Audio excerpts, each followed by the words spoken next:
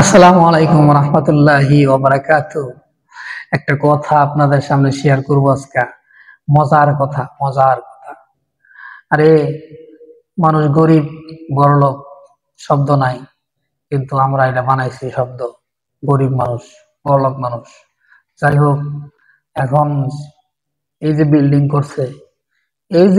করছে, সুন্দর করছে, রং করছে, পিছনে ব্যাকগ্রাউন্ডটা দেখেন, কোনো কিস্তির মধ্যে আছে কিনা, তার দোকানের কোনো কিস্তি আছে কিনা, হ্যাঁ, কারো টাকা মাইরা খাইছে কিনা, কারো কাছ থেকে সুদে টাকা আনছে কিনা, সুদ খাইছে কিনা, পিছনে খেয়াল করে দেখেন।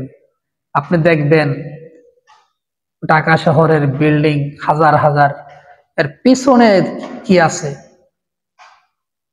যার বাড়িতে, যার আহ, ঘর, যার জমি, সে যদি হালাল ভাবে কিস্তির সাথে না জড়াইয়া, সুদের সাথে না জড়াইয়া, হালাল ইনকাম করে যে বাড়িটা করে, টিনের হোক, একেবারে ছোট হোক, এটা আল্লাহর কাছে দামি।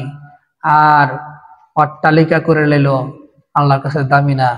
যদি আপনার থাকে এর ভিতরে পচা গন্ধ, নাপা, বুঝতে পারছেন কি কইছি?